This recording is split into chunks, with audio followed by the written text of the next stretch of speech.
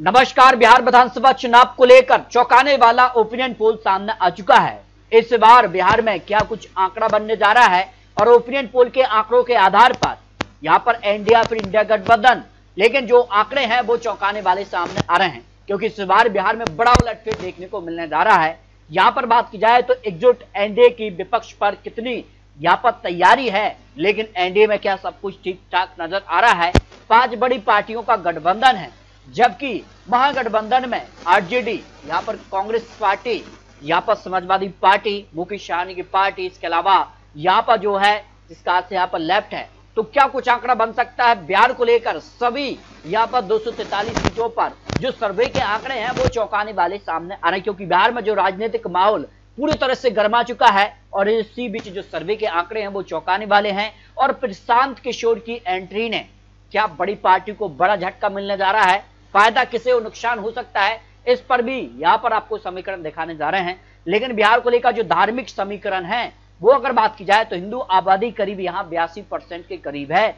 यहाँ पर मुस्लिम मतदाता करीब 17.70, बौद्ध यहाँ पर 0.08% और ईसाई भी 0.06% करीब है, 0.01% करीब जैन, सिख भी इसी आंकड़े के आसपास हैं। और ऐसे में अपने अपने वोट को लेकर अपना अपना जो वोट बैंक है उसको लेकर दावे किए जा रहे हैं। और इसमें अगर बात किया तो भारतीय जनता पार्टी या फिर बात किया जेडीयू पार्टी, जो एनडीए गठबंधन है वो अलग से रणनीति बना रहे हैं, जबकि इंडिया गठबंधन की जो रणनीति उस आधार पर किस तरह से यहाँ पर बड़ा उलटफेर हो सकता है। लेकिन सवर्ण यहाँ करीब 15.52% के करीब है। यहाँ पर बिहार को लेकर अति पिछड़ा वर्ग को लेकर अपने अपने दावे किए जा रहे हैं और यहाँ 36.01%, ओबीसी अगर बात किया तो यहाँ 27.12%, दलित वोट बैंक करीब 19.65% और आदिवासी वोट यहाँ 1.68। लेकिन बिहार विधानसभा चुनाव 2020 के परिणामों की बात की जाए तो एनडीए गठबंधन को कुल मिलाकर 125 विधानसभा सीटों पर जीत मिली थी।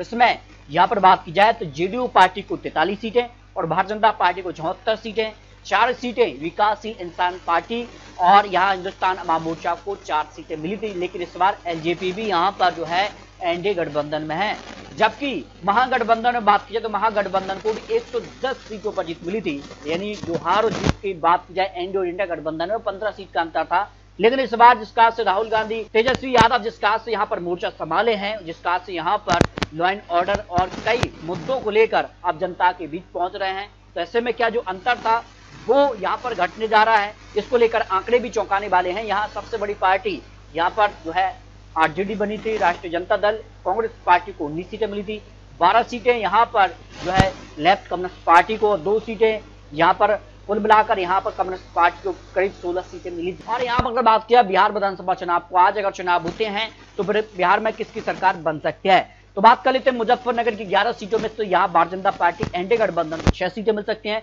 कांग्रेस आरजेडी गठबंधन को 5 सीटें और अन्य पार्टी को यहाँ पर 0 सीट जा सकती है, क्योंकि मुख्य टक्कर एनडीए और इंडिया गठबंधन देखने को मिलेगी। लेकिन अजुद्दीन ओवैसी और यहाँ प्रशांत किशोर, माना जा रहा है कि प्रशांत किशोर अभी तौर पर क्या कांग्रेस आरजेडी गठबंधन को समर्थन कर सकते हैं या फिर अलग ही चुनावी मैदान में होंगे। मायावती जी की पार्टी भी सभी सीटों पर चुनाव लड़ने का ऐलान कर चुकी है। आम आदमी पार्टी अरविंद केजरीवाल भी यहाँ पर सभी सीटों पर अलग से चुनाव लड़ने का ऐलान कर चुके हैं। तो ऐसे में तीसरा मोर्चा भी नहीं हो जाता है। यहाँ पर शहर असार से 4 सीटों को लेकर बात की तो भारतीय जनता पार्टी की 2 सीटें, कांग्रेस पार्टी को यहाँ 2 सीटों पर जीत की संभावना ओपिनियन पोल में दिखाई गई है। शेखपुरा की 6 सीटों का जो विश्लेषण उसमें भारतीय जनता पार्टी को 2 सीटें और कांग्रेस गठबंधन को यहाँ 4 सीटें, अन्य पार्टी को यहाँ पर 0 सीट जाती नजर आ रही है। सीधे तौर पर कार्य की टक्कर देखने को मिल रही है। किशनगंज की 4 सीटों को लेकर बात की जाए तो यहाँ पर एनडीए, यहाँ पर भारतीय जनता पार्टी जेडीयू गठबंधन को 1 सीट, जबकि आरजेडी कांग्रेस गठबंधन को यहाँ 3 विधानसभा सीटें मिल सकती हैं और अन्य पार्टी को यहाँ पर 0 सीट की संभावना ओपिनियन पोल में दिखाई गई है। भोजपुर की 7 सीटों को लेकर बात की जाए तो यहाँ पर भारतीय जनता पार्टी जेडीयू गठबंधन को 4 सीटें, जबकि आरजेडी कांग्रेस गठबंधन को यहाँ 3 सीटें, अन्य पार्टी को यहाँ पर 0 सीट मिल सकती है। भागलपुर की 7 सीटों को लेकर बात किया तो यहाँ भारतीय जनता पार्टी एनडीए गठबंधन को 3 सीटें और 3 सीटें ही कांग्रेस आरजेडी गठबंधन को और 1 सीट अन्य पार्टी के पक्ष में यहाँ पर जा सकती है। बात की जाए लखीसराय की 2 सीटों को लेकर तो यहाँ 1 सीट पर एनडीए और 1 सीट पर यहाँ पर जो है महागठबंधन में सीधी टक्कर दिखाई दे रही है, बराबर की टक्कर देखने को मिल रही है।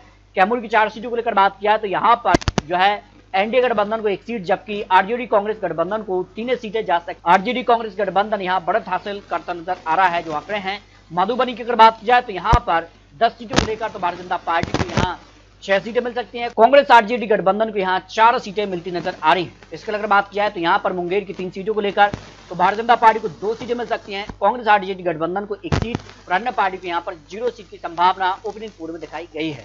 सारण की 10 सीटों को लेकर जो ओपिनियन पोल के आंकड़े सामने और उसमें भारतीय जनता पार्टी एनडीए गठबंधन को 6 सीटें मिल सकती हैं, यानी एनडीए को बढ़त देखने को मिल सकती है, जबकि कांग्रेस आरजेडी गठबंधन को यहाँ 4 सीटें और अन्य पार्टी यहाँ पर 0 सीट पर सिमट सकती है। गोपालगंज की 6 सीट को लेकर जो ओपिनियन पोल के आंकड़े उसमें भारतीय जनता पार्टी एनडीए को 3 सीटें और 3 सीटें कांग्रेस आरजेडी गठबंधन के पक्ष में जाती नजर आ रही है, यानी बराबर की टक्कर यहाँ देखने को मिलने वाली है। पूर्वी चंपारण की 12 सीटों को लेकर बात करें तो भारतीय जनता पार्टी एनडीए गठबंधन को यहाँ 7 सीटें मिल सकती हैं, यानी एनडीए का पलड़ा भारी नजर आ रहा है, जबकि कांग्रेस आरजेडी गठबंधन को यहाँ 5 सीटें मिलती नजर आ रही हैं। यहाँ पर जहानाबाद की 3 सीटों को लेकर बात किया तो यहाँ पर एनडीए को 1 सीट, जबकि कांग्रेस आरजेडी गठबंधन यहाँ बढ़त हासिल करता नजर आ रहा है 2 सीटों को लेकर जो अनुमान है, जबकि नवादा की 7 सीटों को लेकर बात किया तो भारतीय जनता पार्टी एनडीए गठबंधन को 4 सीटें और कांग्रेस आरजेडी गठबंधन को यहाँ 3 सीटें मिल सकती हैं। तो अब तक बिहार को लेकर 103 सीटों का जो महत्वपूर्ण सर्वे आंकड़े सामने आ रहा है उसमें JDU, Bharatiya Janata party, LJP और अन्य पार्टी को लेकर बात किया तो यानी एनडीए गठबंधन को करीब 53 सीटें और कांग्रेस आरजेडी गठबंधन को यहाँ 49 सीटें और अन्य पार्टी को 1 सीट की संभावना ओपिनियन पोल में सामने आ रही है। अब बात करें थे अगले जिले की तो यहाँ समस्तीपुर की 10 सीटों को लेकर तो भारतीय जनता पार्टी को 4 सीटें, कांग्रेस आरजेडी गठबंधन को भी 4 सीटें और अन्य पार्टियां 2 सीटों पर बढ़त हासिल करती नजर आ रही है, यानी त्रिकोणीय टक्कर यहाँ देखने को मिलने वाली है। बात की जाए रोहतास की 7 सीटों को लेकर तो यहाँ भारतीय जनता पार्टी को 2 सीटें मिल सकती हैं और कांग्रेस आरजेडी गठबंधन 5 सीटों पर बढ़त हासिल कर सकता है, अन्य पार्टी यहाँ पर 0 सीट पर समझ सकती है, यानी रोहतास में सीधे तौर पर यहाँ पर आरजेडी कांग्रेस गठबंधन का पलड़ा भारी नजर आ रहा है। दरअसल से 4 सीट पर यहाँ भारतीय जनता पार्टी और कांग्रेस गठबंधन यानी एनडीए और महागठबंधन में कांटे की टक्कर देखने को मिलने वाली है। माधोपुरा की 4 सीटों को लेकर बात किया तो यहाँ पर भी जो है भारतीय जनता पार्टी और कांग्रेस गठबंधन में कांटे की टक्कर यहाँ देखने को मिलने वाली है। गया की 10 सीटों को लेकर बात किया तो भारतीय जनता पार्टी को 4 सीटें मिल सकती हैं, कांग्रेस आरजेडी गठबंधन को यहाँ 5 सीटें और अन्य पार्टी को यहाँ पर 1 विधानसभा सीट पर जीत की संभावना ओपिनियन पोल में देखने को मिल रही है। इस तरह से अगर बात किया तो कांटे की टक्कर दिखाई दे रही है। सुपौल की 5 सीटों को लेकर बात किया तो भारतीय जनता पार्टी को यहाँ 2 सीटें मिल सकती हैं और कांग्रेस आरजेडी गठबंधन को यहाँ 3 सीटें और अन्य पार्टी को यहाँ पर 0 सीट पर जीत की संभावना ओपिनियन पोल में दिखाई गई है। अररिया की 6 सीटों को लेकर बात किया जो ओपिनियन पोल के आंकड़े बिहार को लेकर सामने आ रहे हैं, भारतीय जनता पार्टी को 4 सीटें मिल सकती हैं, कांग्रेस आरजेडी गठबंधन को यहाँ 2 सीटों पर बढ़त देखने को मिल रही है। तो बिहार को लेकर अब तक 151 सीटों का जो महत्वपूर्ण सर्वे उसमें भारतीय जनता पार्टी और यहाँ पर बात की जेडीयू पार्टी को 74 सीटें और कांग्रेस आरजेडी गठबंधन को यहाँ 73 सीटें और अन्य पार्टी को यहाँ पर 4 सीटों पर जीत की संभावना यहाँ पर सामने आ रही है। बात कर लेते हैं पटना की 14 विधानसभा सीटें निर्णायक हो जाती हैं और यहाँ भारतीय जनता पार्टी एनडीए को 8 सीटों पर बढ़त देखने को मिल सकती है। बेगूसराय की 7 सीटों को लेकर बात की जाए भारतीय जनता पार्टी को 3 सीटें मिल सकती हैं, कांग्रेस आरजेडी गठबंधन यहाँ 4 सीटों पर जीत हासिल कर सकता है। जमुई की 4 सीटों को लेकर बात की तो भारतीय जनता पार्टी को 1 सीट, जबकि कांग्रेस आरजेडी गठबंधन को 2 सीटें मिल सकती हैं और अन्य पार्टी यहाँ पर 0 सीट पर सिमट सकती है, जो बिहार को लेकर महत्वपूर्ण आंकड़े सामने आ रहे हैं। बात किया बांका की 5 सीटों को लेकर तो यहाँ भारतीय जनता पार्टी 3 सीटें, जब कांग्रेस आरजेडी गठबंधन को यहाँ 2 सीटें और अन्य पार्टी यहाँ पर 0 सीट पर सिमट सकती है। करैया की 3 सीटों को लेकर बात की तो भारतीय जनता पार्टी को 2 सीटें मिल सकती हैं, कांग्रेस आरजेडी गठबंधन को 1 सीट पर जीत की संभावना दिखाई दे रही है। औरंगाबाद की 6 सीटों को लेकर बात किया है तो भारतीय जनता पार्टी को 4 सीटें मिल सकती हैं, कांग्रेस आरजेडी गठबंधन को यहाँ 2 विधानसभा सीटों पर जीत की संभावना ओपिनियन पोल में दिखाई दे रही है। कटिहार की 7 सीटों को लेकर बात किया तो भारतीय जनता पार्टी को 3 सीटें, कांग्रेस आरजेडी गठबंधन को 4 सीटों पर जीत की संभावना दिखाई दे रही है। तो इस तरह से अगर बात किया बिहार को लेकर सभी 243 सीटों पर जो महत्वपूर्ण विश्लेषण ओपिनियन पोल के आंकड़े सामने आ रहे हैं, बिहार को लेकर जो आंकड़े हैं, जिस कार की राजनीतिक माहौल बिहार में समय दिखाई दे रहा है, जो यहाँ पर आंकड़े हैं और इस तरह से जो अनुमान लगाया जा रहा है कि इस बार कांटे की टक्कर बिहार के अंदर देखने को मिल रही है।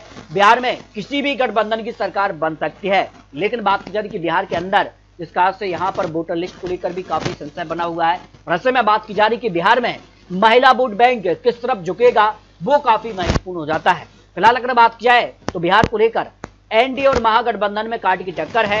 एनडीए गठबंधन को 118 सीटें और महागठबंधन को 117 सीटें और ऐसे में निर्णायक अन्य की 8 सीटें हो जाती हैं और अन्य की 8 सीटें जिसमें प्रशांत किशोर, अजहरुद्दीन ओवैसी, मायावती जी और अरविंद केजरीवाल, अगर ये सीटें और बढ़ जाती हैं अन्य की तो सीधे तौर पर वो किसका समर्थन करेंगे वो काफी महत्वपूर्ण हो जाता है। तो क्या बिहार में त्रिशंकु सरकार बनेगी, ये भी काफी महत्वपूर्ण है। लेकिन बिहार को लेकर काफी हलचल इस समय दिखाई दे रही है। माना जा रहा है कि बिहार को लेकर जिस कार की हलचल है, जिस कार से यहाँ पर आंकड़े दिखाई दे रहे हैं तो अगली सरकार किसकी बन सकती है, ये काफी महत्वपूर्ण हो जाता है। फिलहाल आपको बता दें चुनावी आंकड़े, चुनावी अनुमान है। आपको क्या लगता है बिहार के अंदर क्या एनडीए गठबंधन, नीतीश कुमार लंबे समय के मुख्यमंत्री हैं, क्या एक बार फिर से वो यहां पर जो है बिहार के अंदर पूर्ण बहुमत हासिल करने जा रहा है एनडीए गठबंधन, या फिर महागठबंधन जिसमें तेजस्वी यादव इस बार बदलाव की राजनीतिक जो रणनीति यहां पर दिखाई दे रही है, उस आधार पर क्या तेजस्वी यादव मुख्यमंत्री बनने जा रहे हैं, इसको लेकर आप रख सकते हैं। मिलते हैं और लेटेस्ट और महत्वपूर्ण विश्लेषण के साथ, तब तक ले जाएं।